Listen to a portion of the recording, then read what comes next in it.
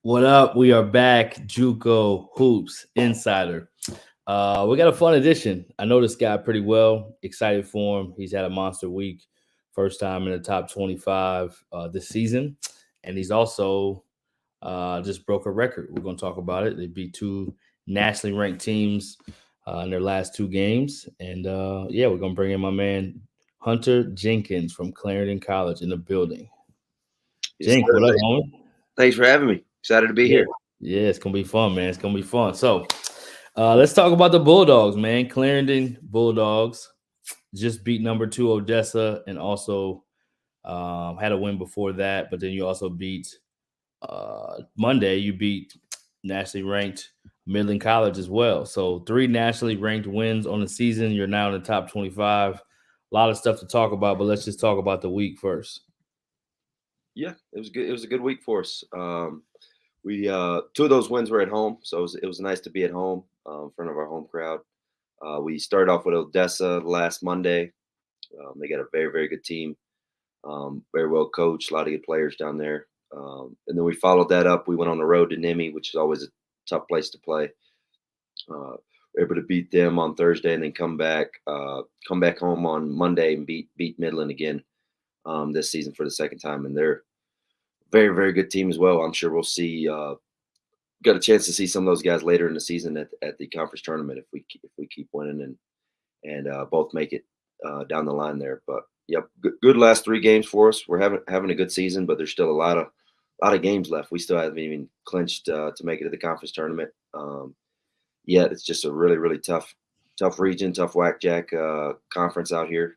Right. So we still got four big games left. There's still a lot of basketball to be played, but proud of our guys. I'm really proud of the season so far, but I know they're kind of on the same page with me. We still got a lot of basketball, a lot of things left to accomplish this season. Yeah, a lot of national champions have come out of there in that league. Midland, I believe, I know Howard and Midland for sure. South Plains multiple times. Western Texas has a couple. Western Texas. Does Odessa have any of those? I know they've been really high nationally ranked. I'm not sure they have any. I think out of the 9 teams, I think 8 out of the 9 have had NBA players. Yep. And then there's like South Plains has got 5 or 6 national titles. Midland's got a couple. Howard has a recent one. Yep. Western Texas has a couple. And then like New Mexico JC, they got multiple guys in the NBA right now. Yep. Nemi's got guys in the NBA. Frank Phillips has NBA players. Howard's got Jay Crowder. So really good top to bottom, just good programs all around. Good coaches in the league. Good coaches right now. There's been good coaches for a long time in the league. Yeah, really one of the more historic leagues in the country. And Larry Johnson played in that league. Mookie Blaylock played in that league. The list kind of goes on from even the throwback NBA guys. We'll talk about your team in a little bit, but talk about this season a little bit. Clarendon's not a place that's necessarily known for a ton of winning. Mark Adams, the head coach at Texas Tech, used to be the coach there. You guys just recently broke their record, I believe I read, for second most wins in the season all time at 21. Talk a little bit about your place and just this season in general, how you guys have been able to pull it off.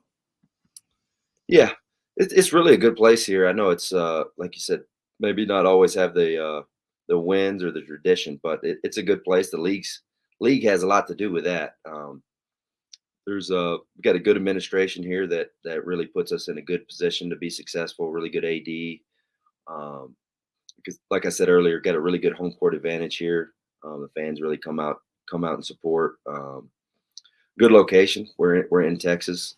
Good league, not too far from Amarillo.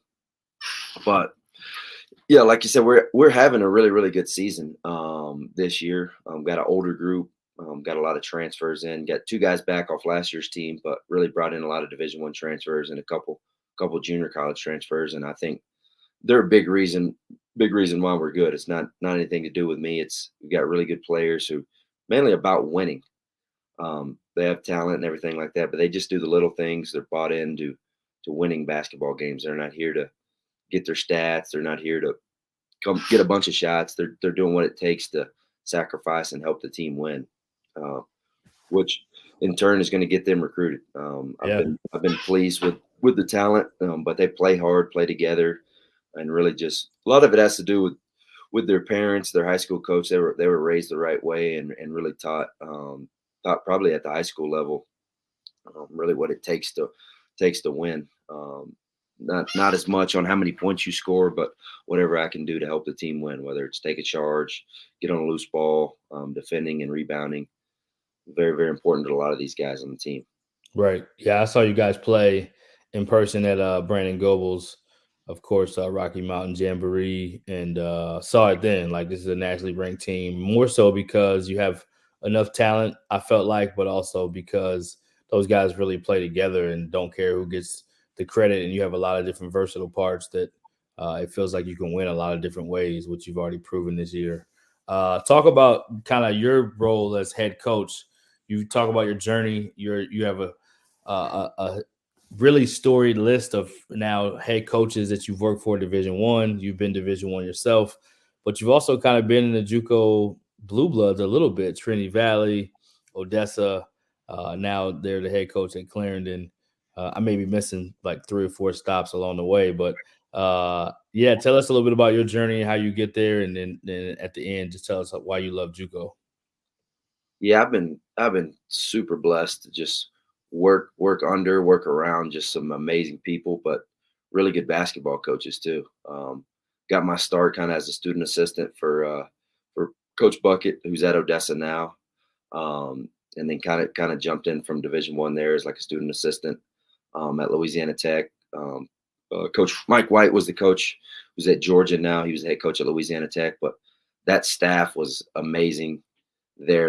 You had Coach May, who's at Florida Atlantic this year, who's having a really, really amazing season there. Coach Nichols at Radford, who's doing an excellent job over there. Coach Mincy at Jacksonville. Those were the three assistants um, on the staff there, and then was able to stay on with Coach Conkle for a year as a grad assistant there. He's at Tulsa now, and the assistants there were excellent as well. Tony Skin, who's at Maryland. So just being around really, really good coaches, and then them kind of moving on and moving up the ladder too. And then not to mention, I went on to Texas Tech after that as a grad assistant, and that staff was filled with a bunch of really good basketball coaches as well. Mark Adams is a head coach now. Coach Beard was really, really good to learn under. Really good basketball coach. And then obviously Chris Ogden, who went on to UTA as a head coach. Brian Berg, who's at Georgia Southern right now. All of those guys. I mean, I can't. We don't have enough time here to talk about everything they've taught. I picked up from them. Just being able to be around those guys and learn from them. But after that, went right back into JUCO. Went back to Trinity Valley where I started with Coach Furr and Coach Leslie as an assistant there, and we had a really good team, good players. Went on to Hutch that year. I think we were in the Elite Eight that year, and then went back with Bucket when he got the Odessa job. We were able to win the league, win the WAC Jack. My 1 year there had I think 7, 8, 9 Division One players. And then I was very, very fortunate to get an assistant job at Buffalo. I think I was 25 at the time, so something like that, 24, 25. So at a young age, being able to get that job just kind of speaks to people I was around that could vouch for me and put in a good word. And just very, very fortunate to get that at a young age. And then after Buffalo, got very, very, very blessed to get the job here.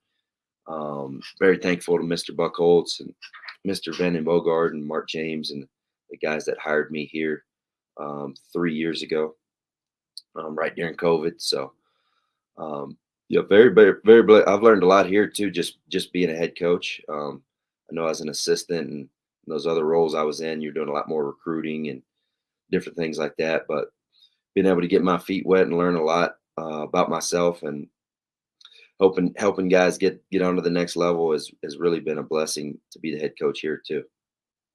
Yeah, and being just under those guys, I guess 2-part question, and then the JUCOs you've been at, because Trinity Valley, you were ranked probably number one in the country. I think you had I think you had the number one player in the country, Wendell Mitchell, back in the day when I was trying to recruit that young man to the college I was at. And I mean, you had a ton of really good players, but also you've worked under essentially Hall of Fame type coaches. What's it been like for JUCO? Who do you take from? Because you got some Division One guys you've worked for. You've worked for a bunch of good coaches, man. Who do you take from? And then, kind of, as I said before, what do you love about JUCO in general? Yeah, for sure. I take a little bit from everybody, but I think at the end of the day, you gotta be yourself. I know a lot Yep. of people told me that when I got the job. Just be yourself. Yep. But style of play wise, I think at JUCO wise, it's you get the best players you can get and kind of adapt your Right. style of play and the way you play to the players you have. Um, and gotten really lucky this year. We've got good players at every position, like you said. We've got multiple point guards, multiple shooting guards, wings, forwards, bigs. So we play pretty traditional this year, man to man almost the entire game, and then come down, look to get good shots, share the basketball, Right. and then really try to defend and rebound. Just play good basketball on both ends. But yeah, I've gotten a chance to go to Hutch 3 times as an assistant. So Right. that's been awesome. But it's just been around. We've had good players on every team I've been. Got good players this year. That's kind of the main theme with most of those good coaches I've been around. If you don't have good players, it's hard to have a good season. And then the other thing too, coaching is really it's not about me. That's the main thing I've learned from a lot of the guys. Like, Yeah. just be humble. If you make it about the players, um, that's the best thing you can do as a head coach. Is about putting them in a position to be successful. Right. It's about, especially in JUCO, getting them to the next level. It's about making them better every day. Really, when you make it about the players, it makes your job easier as a head coach because they know you got their back. They know you're got their best interests at heart. But What's it been like for you as a young head coach? What's some of the things you've learned that maybe as an assistant, we always think we have the answers. We have all these suggestions, but now your decision making seat. What's some of the things you've learned in your time as a young head coach, and how do you establish the respect and then the recruiting? The recruiting probably is a little easier because you're relatable. You know how to connect to these guys, but after you recruit them, because you're probably one of the main ones recruiting them, how do you coach those guys? So, kind of two-part question again. yeah, my first couple of years, I think I probably put a little bit too much emphasis on the offensive end and didn't make those guys guard like they needed to. That has a lot to do with winning, is that defensive end. Um, but yeah, like you said, I'm still a recruiting head coach. I love recruiting. It's one of my favorite things about being a college head coach, for sure. So I'm still active. I'm recruiting this morning, recruiting last night. That's something that really never stops. Something I really enjoy doing because like I said a minute ago, if you don't have good players, it's hard to win games. It's hard to really look good as a head coach. It don't matter what plays you draw up or what offense you got if you don't have good players that can make shots and execute.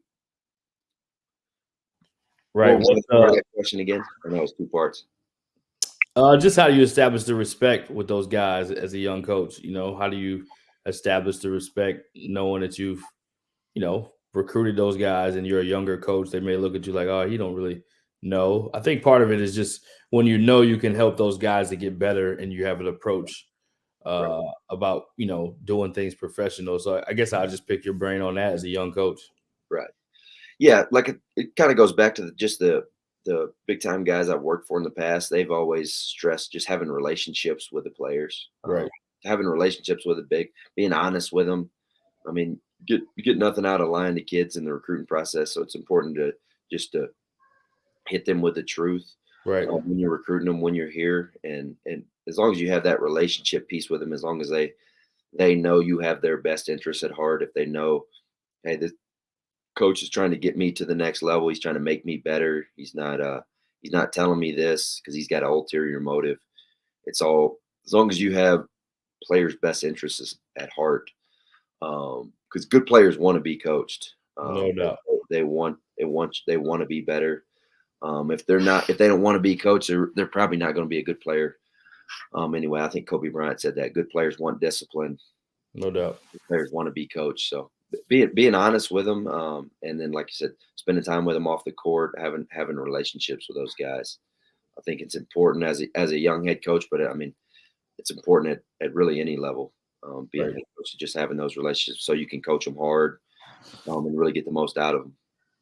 What's tell us about the team, Coach. We talked about the versatility in this team and the depth, and I know you have a lot of Division I transfers. You obviously have kind of a record-breaking year for Clarendon. You're nationally ranked, second most wins in school history. A lot of great things going on, and that goes back to the players. So let's give them some spotlight and shine. I know you have a lot of them to talk about, so give us a little description on each one and kind of what you love about them. Yeah, for sure. We got a lot of depth for sure. A lot of these guys are making sacrifices in terms of minutes per game. They could go to another team and maybe play 30, 35 minutes a game, but they're sacrificing being on a good team, and winning games. The point guard spot's kind of the first one to go with that. We got two sophomore point guards who could start on a lot of teams in the country, play more minutes than they do on a lot of teams in the country, but they're both Division I players. We got Bo Lacotte and Omar Cooper at the point guard spot, who are really, really good point guard. They run the show. They both got a positive assist to turnover ratio. They kind of get the ball where they needs to go, and then when they need to score, they can score as well. They both Bowl came from a Division I. He was at Quinnipiac, and then Moberly last year. Just really been around winning his entire life. And then Omar was our starting point guard last year, and he starts for us again this year. He went on a visit to Seattle this summer. Decided, hey, I'm going to come back and see what else I can get this year. I want to win some more games than we did in the past season. But they're both having an excellent year. They both play 20-something minutes. We play them together a little bit, but they both could play 38, 39 minutes if one of them wasn't there. So they're both sacrificing for the good of the team, which both says a lot about their character, the way they were raised. And then the two guard spot, we've got kind of the 2-3 interchangeable for us, but we got a lot of good guards at that 2-3 spot. A lot of guys that can make shots. Got a lot of guys that are good defenders, with good size as well. We got Josiah Fulcher, who transferred from Bowling Green, who's kind of leading us in scoring from that guard spot. He's having a really good year. A lot of coaches are recruiting him. Lima, Ohio guy, played for a really, really good high school coach, which is really why he's wired the right way in terms of defending, rebounding, and being able to score the basketball too. But on top of him, we've got Ahmad Scarborough, who transferred from Florida Southwest, a St. Louis guy, but he can really score it, really shoot it, above 40% from three, lefty, 6'3". Had a few coaches call me on him last night, but he's had a great year for us. Played on a winning team last year at Florida Southwest, but has won us some games in league play with his scoring. He's kind of our sixth man, but he probably majority of the teams in the country, he could be a starter, be a focal point of their offense and go get 20 points a game every night. But he's a guy who comes in the game and really, really scores for us at a high level. We got Shannon Strickland, who kind of starts at that other guard spot, and he transferred from Three Rivers, Monticello, Arkansas guy, but 6'5", can really shoot it, can play make, just knows how to play, really good teammate, great size. He's another guy that's above 40% from three on the season. Had some big games all throughout the year. Just really scoring the basketball for us. He took a visit to Bakersfield early, but he's still open at the moment. He's another guy that all three of those guys I just mentioned will sign Division I this year.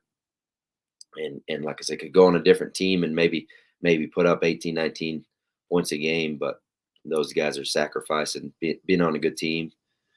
You probably have more than 5 Division I players on this team, I would bet. Oh yeah, because those 5 I just we're just that was the 1, 2s, and 3s, and I know guys right there who are all Division I players in my get to the forwards for us real quick. Right. So we got Jamal West, to South Alabama transfer, who kind of starts at the 4 for us. He's having really good year. He's been conference player of the week a couple of times. Believe he's leading us in points per game. I don't know if him or Jariah. I think he's leading us in rebounds as well, but kind of that forward spot. Um, just an all around guy for us. Really good defender. Um, we've had a lot of coaches at our last few games here to see him. He's having a really good season. He's one of those guys. Kind of been mentioned too that he don't care how many points he scores. He's just about winning. His high school coach Nick Miles did a really good job. He got both his parents did a really good job raising him. Just a high character guy who's really unselfish and just really about winning. And brought up Nick Miles, his high school coach. We got another kid from St. Francis who's a freshman, but hit some big shots for us against Midland the other night. Looking forward to having him back next year, but really good player. Leonard Taylor, who should sign Division One next year too, who's been a big key to us. But both those Baltimore guys have really helped us. And then at the other forwards we got Jariah Coleman, big 7'1" center from Alaska. He transferred in from St. Francis, PA, Division One. He's leading the league in blocks. I think he's 1 or 2 in the nation in blocks, and then he's averaging a double in conference play. So he's really turned a corner, and he's getting recruited at a really high level too. A lot of coaches have been in to see him, but just adds. It helps us on that front line when you got a guy, 7'1" guy who's really blocking shots, and then Jamal West at that 4 spot. Both those guys are getting about 10 rebounds a game, and then you got guards who can make shots, Right. with a positive assist to turnover ratio. That's kind of a recipe on why we're winning games this year. None of these guys are selfish. They make the extra pass. They're really invested in one another. They all want to see each other succeed. Which, like you said, that's why we're having such a really good season this year. Nothing to do with any plays I'm calling or anything like that. It's all these guys on the court for sure. Yeah, and I think the part I'll point out too, I think you said it, the unselfishness. I mean, call it what it is, junior college basketball, you got to get the most talent, but you also got to get them to play together. And that's every level. Division Ones are experiencing a lot more of that JUCO life now with the portal and having to change roster quick and having half your roster being new. And I think, the thing about your team early in Jamboree time, those guys were playing for each other at that point in time with talent, like you said, with guys not maybe getting the most minutes that they would normally get or the biggest numbers, but just kind of competing and playing to win is impressive to see that early. And I just felt like if those guys stay together like they are now, they'll be doing what you're doing now, which I'm not surprised at all. And credit to you because it's not easy to do that, getting guys that are talented to sacrifice. So I'll ask you that question. And then I'll ask you about recruiting. Do you think that the portal, I love to ask this question to every JUCO coach because I think it kind of goes, it's a misperception that everybody only wants to recruit the portal. So high school and JUCO guys are not going to get recruited when coaches want to be able to get older, but there's a JUCO element that still has that dog to them, still has that chip on their shoulder. I mean, they're getting it out the mud, literally. So talk about the recruiting part. But before that, how do you get these guys to sacrifice and play for more, play for the team? Because, I think that's pretty hard to do, and it's got to be a skill set that coaches need to have in order to win. Mm-hmm. Yeah, a lot of that, it's not necessarily stuff I've done. I kind of touched on it earlier. They just played for really good coaches before me, and then a lot of it's a credit to their parents. Just did you? So let's talk about this then. In JUCO, did you intentionally? Because I think there's also another misperception that JUCO guys don't have character, or they don't come from great parents, or they don't come from like everybody's just a renegade type of thing. So did you intentionally try to recruit character in junior college? Did you intentionally try to recruit certain pedigree of winning? Yeah, at the end of the day, I try to get the best players, but talent and character go kind of hand in hand. Obviously, I'm a recruiting head coach, so it's not like I just pawn it off on my assistant. Hey, go bring me 15 guys, and I'm going to coach them. I'm going to get to know the players, get to know their parents and stuff like that. There's been several players that we've recruited here, and maybe like, I don't know if this kid's wired the right way. I think he's more worried about getting stats, or more worried about, hey, I'd rather go somewhere with nice facilities, and that's just not the right type of guy we're looking for. I'm looking for guys that are hungry, who are serious about winning, who really want to. Everybody comes to, like you said, everybody comes to junior college for a reason. Might be grades, might be they were under the radar, didn't get recruited, something might have happened. Their role at another school may have been not what they wanted. They may have gotten lied to in the recruiting process somewhere else. So everybody's here for a reason. And we go. I like to go. I love the portal, like we were talking about a minute ago. I love the transfer portal, because I think in college basketball you got to win with older guys, Yeah. especially in this league. It's hard to win with freshmen in this league. Yep. So we've had guys that played in a lot of college basketball games. So that's something I definitely look for. We have 2 freshmen on this team who are good players, are going to be really good players next year. But our transfers are what especially since I've been here, we've done really, really well with transfers. How do you think that works on the flip side? Do you think your guys, you talked about having, multiple over 5 Division I players. Is the recruitment for JUCO still there, even though the portal is an option for Division I guys now? What's your thoughts on that? Yes, it is for sure. We've got 7, 8 guys that have either gone on visits already, gotten offers already, or actively have head coaches and assistant coaches coming to campus, coming to watch our games. So they're getting recruited. Being on a winning team has a lot to do with that. Yeah. What do you think it is that coaches like still recruiting junior college? What have you found kind of in your conversations and people talking about recruiting your guys? Yeah, a lot of it. These guys have talent. Like Jirai, he's got talent. Some of these guys that transferred in, they maybe didn't get the minutes at their other school, but they come down in junior college, especially in this league. Right. And then they start producing, and they start playing. They get better. That's what some of these coaches just wanted to see. Hey, he's 7'1". We just wanted to see him play and see him produce, and get better. That has a lot to do with some of these guys. Right. But this league is very, very good for moving guys on to the next level. If you can produce in the whack jack and help teams win and produce in this league, then usually it's a recipe to be good at the next level. So that's why our league gets recruited so well, just from the tradition in the league. Players and playing against other guys in the league who are like Midland's got several Division I players Monday night. Odessa, double-digit Division I players. South Plains, I think everybody in their roster is a Division I player. Right. New Mexico, like every team, you're going against another Division I player every single night in this league. So Division I coaches can fly out here. And, hey, I can watch 9 Division I players on Clarendon's team, and I can watch 14 Division I players on South Plains, and then I can come back on Thursday and watch Odessa and Clarendon and watch 20 more Division I players. So you get a chance to evaluate.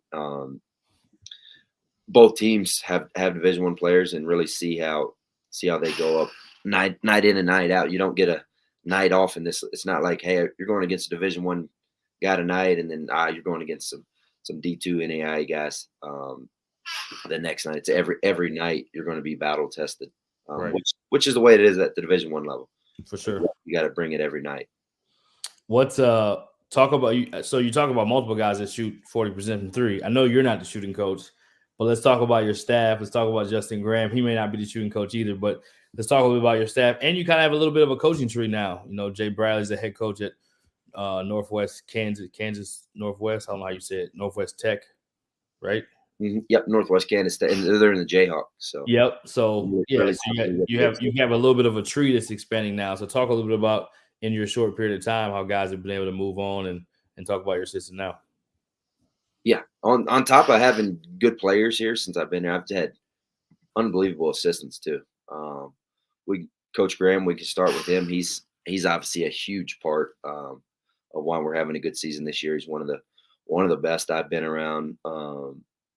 Like I said, I've been in Division I, multiple different spots. One of the best guys I've been around. He's going to be a rising star. Love to keep him here forever, but I think some Division I's are going to be knocking on his door you're soon to get him like they are some of our players. But he's excellent, extremely well-rounded coach, X's and O's, excellent. He's a former Division I player, so knows the game in and out. Player development is really unbelievable. Probably not the best. I've been around one of the best. Has guys in the gym all the time, doing really, really good stuff with them. Academic piece, recruiting. He was on the road last week. We had a big wins last week, but we had a game Monday. He's on the road Tuesday recruiting. Just extremely well-rounded. Just a great high character guy too. He's going to go extremely far in the business. Very, very fortunate to have him here. He was at Wayland Baptist last year with Coach Gallion, who's a good friend of mine, who says really good things about him. And they're having a great year. It's top 25 NAIA team this year. And I know he had a lot to do with recruiting the guys over there, and he's a big part of why they're successful over there as well.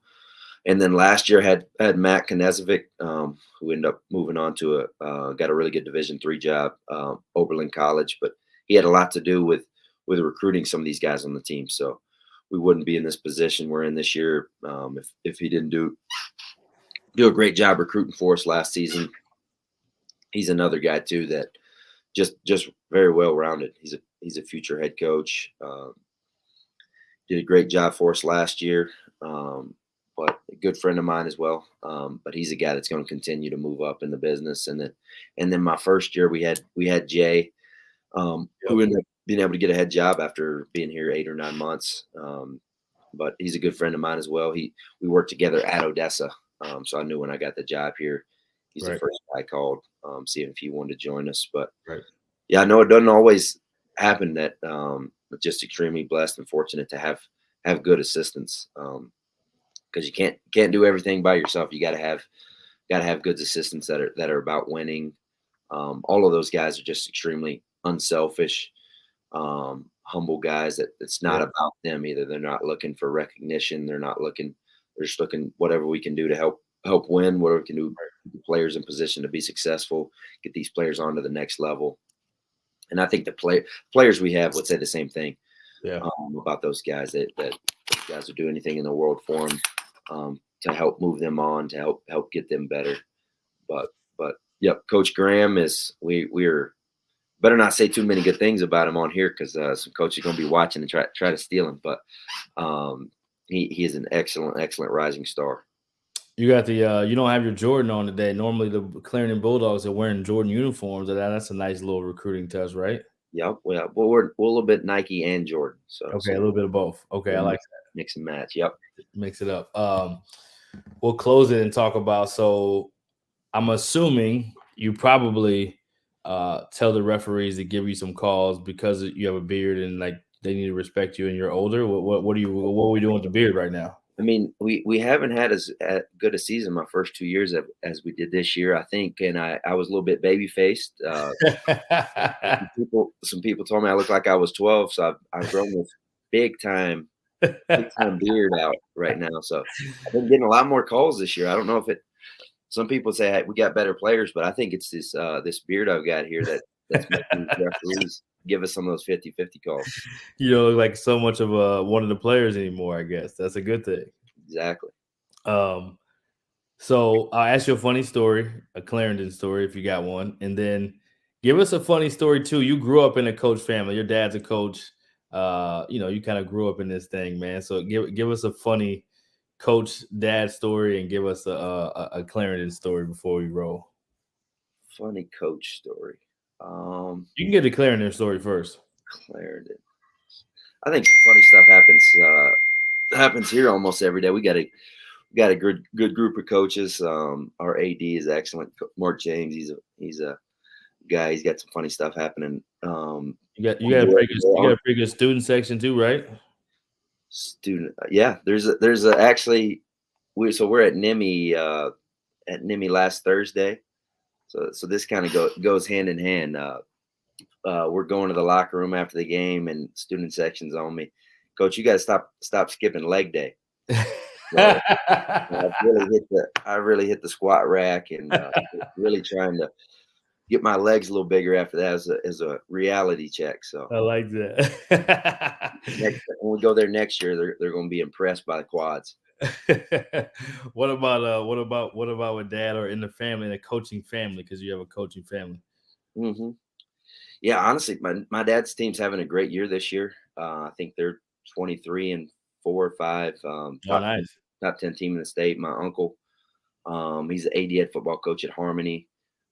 They finished in the Final Four this year, so really it was time for me to step up and start winning some games if I was going to compete with him. My dad's won a state championship. My uncle's had a really good career. He coached Kendra Miller for TCU, the running back. He coached him in high school, so Nice. it was time for me to start stepping up and keeping up with him a little bit. But yeah, I'm fortunate too to grow up in a coaching family. I think I've been extremely blessed. Want to take us to G Daddy's Park? Are you saying hi? Hi. We got a special guest. Okay, I'm almost done. See, you see who runs things around here. We got a coaching family too, but I don't run anything. No. You want to say hi too? G Daddy is here. Yes, he is. Oh, you say hi. All right, we got a birthday coming up. Well, we'll let you roll, Coach. Any last words we'll let you have, and then we'll let you get back to preparing for getting to the regional tournament first, Region 5, which is a mix between the North and the West. Top 4 teams go, and then from there, hopefully you can keep competing and get yourself to Hutch as a head coach. You've been 3 times as an assistant, so we'll give you any last words and appreciate you coming on today. Yeah, I really appreciate you having me. I don't have really much. I gotta get to watching some more Frank Phillips here, and then gotta go get another leg day and gotta get some squats, some RDLs. And so I got a busy day. We're gonna practice here at 3. So I appreciate you having me on. Really proud of our guys this year. I want to coach them a few more games. I know we got 4 regular season, so I don't want this thing to end. I like coaching this group. So as many games as I can get in with them, the better. Yeah. Before they move on to that Division I level. Easy group to coach. So very, very fortunate. But glad you had me. I did call it. I will say that. I did say you will be top 25 this year. I saw it. I said that's a top 25 team. I still got a little bit in there. Yeah, for sure. Obviously, I got some bias to my boy Jenkins, but I'm excited for you, man. And shout out to JUCOrecruiting.com. Great article. It kind of goes into depth with the national team of the week, and we'll wish Coach Jenkins the best.